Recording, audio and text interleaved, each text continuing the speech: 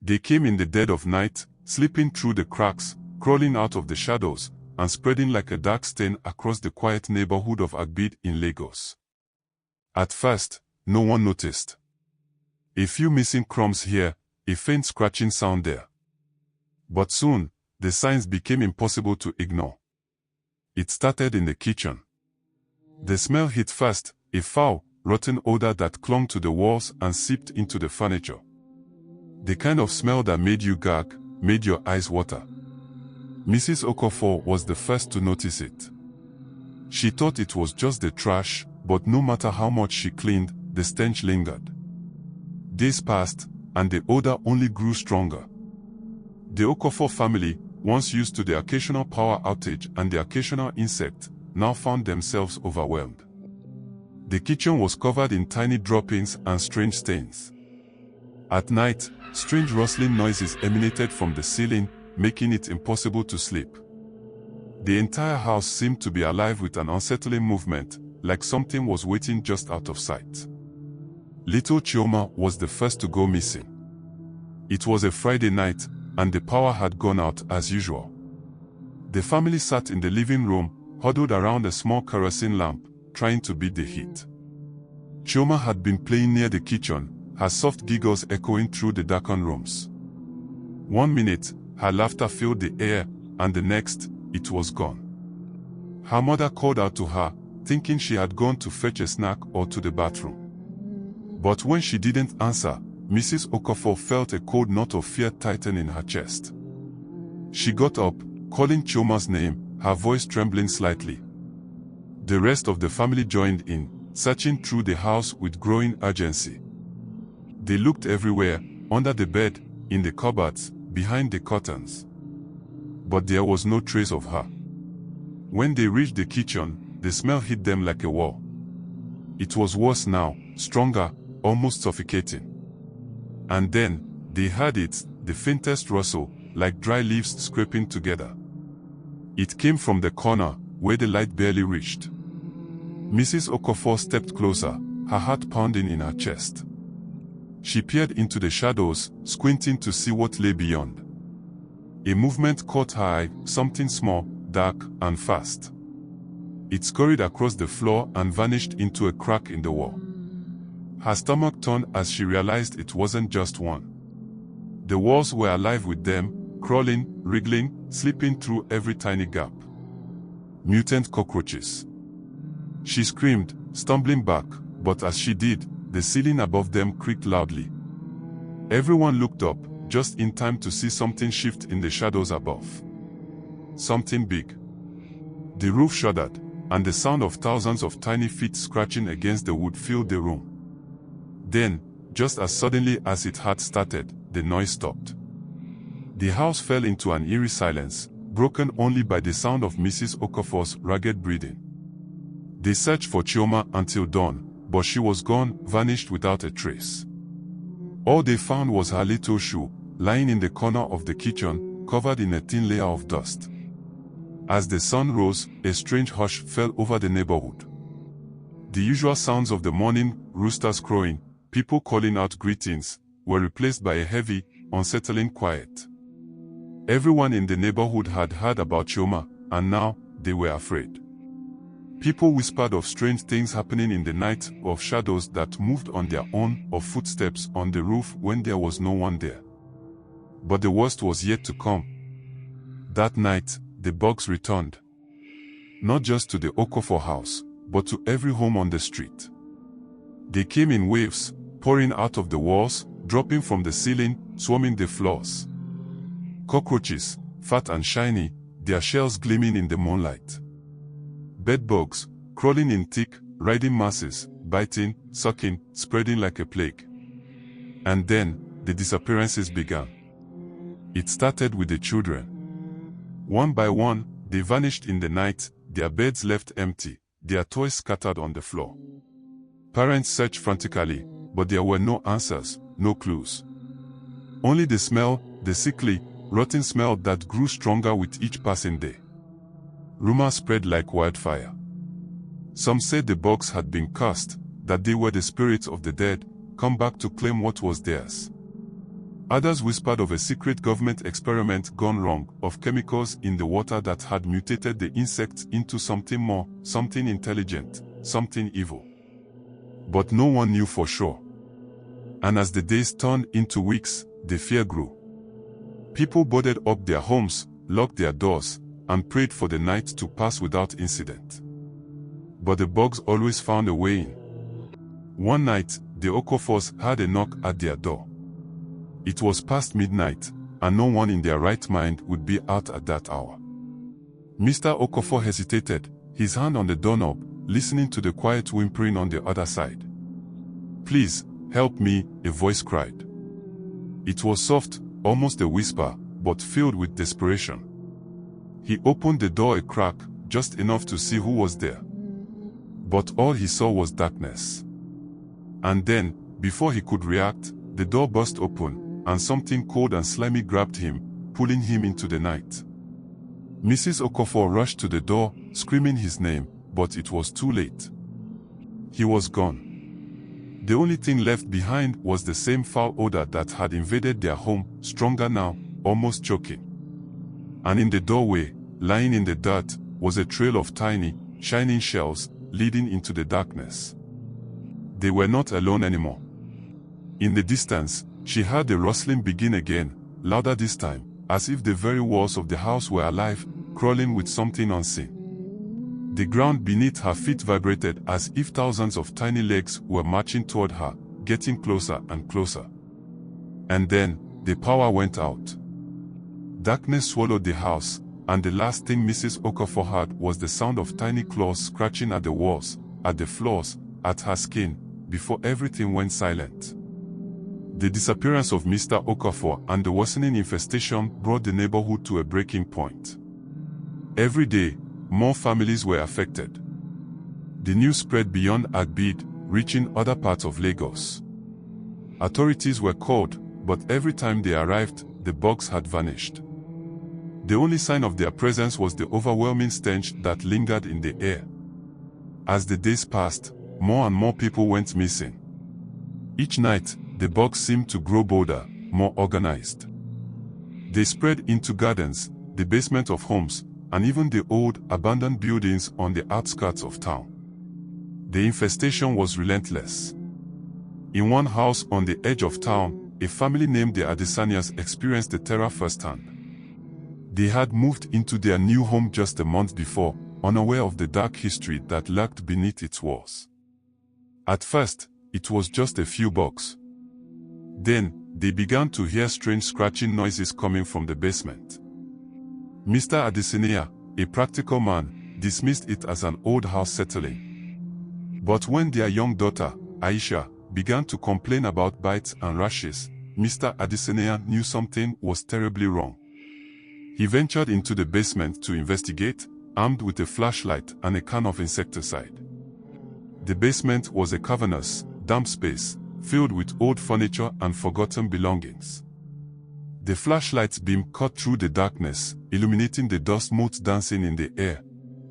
As he walked deeper into the basement, the scratching grew louder, more frantic. Then he saw them, cockroaches, hundreds of them, crawling up the walls and across the floor. They were bigger than normal, their bodies glistening in the flashlight's beam. He stumbled back, horrified, and in that instant, something cold and wet wrapped around his ankle. He looked down to see a mass of bedbugs, writhing and biting. Screaming, he tried to shake them off, but they only tightened their grip. His flashlight fell, its light scattering in every direction, revealing more of the horror that awaited him.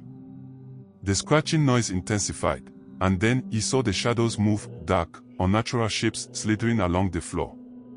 Upstairs, Mrs. Adesanya and Aisha heard his cries and rushed down to find him. But by the time they reached the basement, he was gone. The only evidence of his presence was a large pool of blood and the same dreadful stench that seemed to follow the bugs wherever they went. Mrs. Adesanya, in shock, grabbed Aisha and fled the house. They joined the growing throng of displaced families who had taken refuge in the town's community center. The center became a temporary shelter, but it was far from safe. The bugs had a way of finding their way in, no matter how well the doors and windows were sealed. People began to speculate about the origin of the infestation. Some said it was the work of malevolent spirits, others believed it was a curse from a powerful witch. But one elderly woman, Mama Olabisai, who had lived in Agbede her entire life, had her own theory. She told anyone who would listen about an ancient folktale, a story of a vengeful spirit that could command insects to do its bidding. The story was unsettling but gave no real answers. With each passing night, the fear in Agbede grew. The community center, once a haven, became a place of despair. The bugs would invade even there, leaving people with no choice but to flee once more. The town's attempts to contact the authorities were met with skepticism. Just a few bugs, they were told. You'll have to deal with it yourself. As the weeks dragged on, the bug problem seemed insurmountable. Every solution failed. Traps, pesticides, even fire, nothing seemed to work. The bugs adapted, growing more resilient, more aggressive. One night, a local man named Emeka, desperate to find answers, decided to take matters into his own hands. He had heard of a local herbalist, rumored to have knowledge of ancient remedies and curses. Emeka, along with a few brave volunteers, set out to find this herbalist, hoping that she might have a solution. After a long journey, they reached the herbalist's hut, a small, ramshackle building deep in the forest. The herbalist, an old woman with piercing eyes, listened to their story with a grave expression. She didn't speak immediately, only nodded thoughtfully as they described the horrors they had witnessed. Finally, she spoke. The creatures that plague your town are not ordinary insects. They are the vengeful spirits of the dead, commanded by an ancient, evil force. They seek to reclaim the land and punish those who disturb it. Emeka was skeptical but desperate. Is there a way to stop them? The herbalist nodded slowly. There is a way, but it is dangerous. You must find the source of the infestation, the heart of the nest. It is hidden deep within the earth, beneath the place where the infestation began. Only by destroying it can you hope to end the curse. She gave them a small vial of a strange, glowing liquid. This will help you see what others cannot. Use it wisely. With the vial in hand, Emeka and his group returned to Agbede. They decided to focus their search on the old, abandoned buildings on the outskirts of town. They believed that the heart of the infestation might be hidden there. That night, under the cover of darkness, they ventured into one of the largest, most decrepit buildings. The air was thick with the smell of decay, and the floors were covered in layers of filth. The vial's liquid emitted a faint, eerie glow, illuminating the path ahead. As they ventured deeper into the building, they noticed that the scratching and rustling noises were louder than ever. The bugs seemed to be everywhere, swarming in every corner. But as they followed the glowing trail, they reached a hidden basement door. Emeka and his group pried the door open, revealing a narrow, dark staircase leading further down. They descended cautiously, their breaths coming in nervous bursts. The air grew colder, and the stench became unbearable. At the bottom of the stairs, they found a large chamber. The walls were covered in thick, writhing masses of bugs, and the floor was littered with the remains of those who had disappeared. In the center of the chamber was a large, pulsating mass, almost like a living entity of bugs intertwined. The group was horrified. They had found the heart of the infestation. Emeka prepared to use the vial's contents, but before he could act, the chamber erupted into chaos. The bugs began to swarm, moving with an unnatural intelligence, converging on them. Panic set in as they fought to escape, but the bugs were relentless. One by one, the group members were overwhelmed. Emeka barely made it out, stumbling up the stairs, his heart pounding. He could hear the bugs closing in behind him, their buzzing growing louder. He reached the surface and fled into the night, the vial still clutched in his hand. As he looked back, he saw the building consumed by darkness, the bugs pouring out like a wave, spreading into the town once more. The town of Agbede was in chaos. The bugs had returned with a vengeance, more aggressive than ever. The community center was overrun, and many people had fled, leaving the town nearly deserted. Emeka, now a haunted man, knew he had to act quickly. He returned to the herbalist, who had been waiting for news. He told her what had happened, how the bugs had overpowered them, and what he had seen. The herbalist's face grew somber. The heart of the infestation was not destroyed. It has grown stronger, and now it seeks to spread its influence further. She gave Emeka a new plan. You must return to Agbede and find the source of the infestation. It is not just beneath the ground, it is linked to the land itself. There is an old legend about a hidden shrine, a place where the evil force was sealed long ago. You must find it and destroy it. Emeka, driven by a mix of fear and determination, returned to Agbede. The town was eerily quiet, the streets empty and the buildings abandoned. He knew he had little time. He began to search for the shrine, following ancient maps and clues given by the herbalist. The search led him to the outskirts of town, to a hidden grove surrounded by thick, tangled vines. In the center of the grove stood an old, weathered stone altar.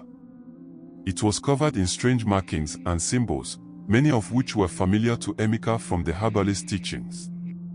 The ground around the altar was disturbed, the earth churned and uneven. Emeka knew he had found the shrine. He approached it cautiously, feeling a chill run down his spine. The vial's liquid began to glow more intensely, casting an eerie light over the altar. He could feel a presence, a dark, oppressive force radiating from it. With trembling hands, Emeka prepared to destroy the altar. But just as he was about to act, the ground shook violently. The bugs, sensing the disturbance, began to swarm around the grove. They crawled over everything, their numbers seemingly endless. The altar began to pulse, and the symbols on it glowed with a malevolent light. Emeka struggled to keep his footing as the bugs closed in, their biting, stinging presence almost overwhelming. The ground cracked, and a dark fissure opened beneath the altar, revealing a deep, shadowy abyss. Emeka realized that the true source of the infestation was not just the altar, but something much deeper, something ancient and powerful. The bugs were not merely a plague, they were a manifestation of the darkness that had been buried for centuries.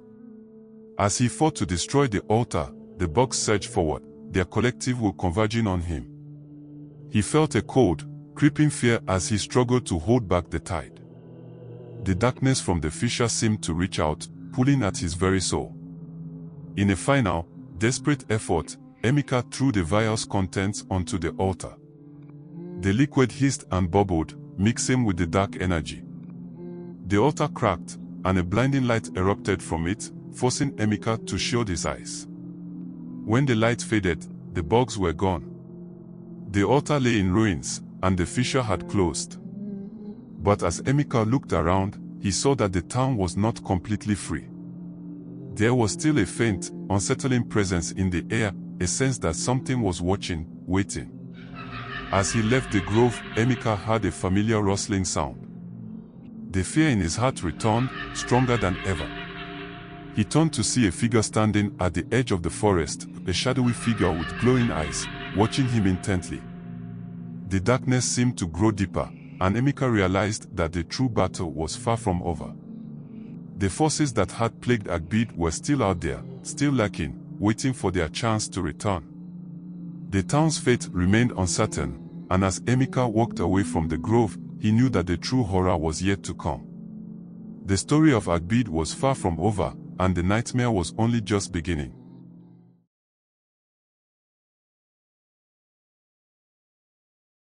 If you enjoyed this story, subscribe to our YouTube channel, like and comment, click on link below.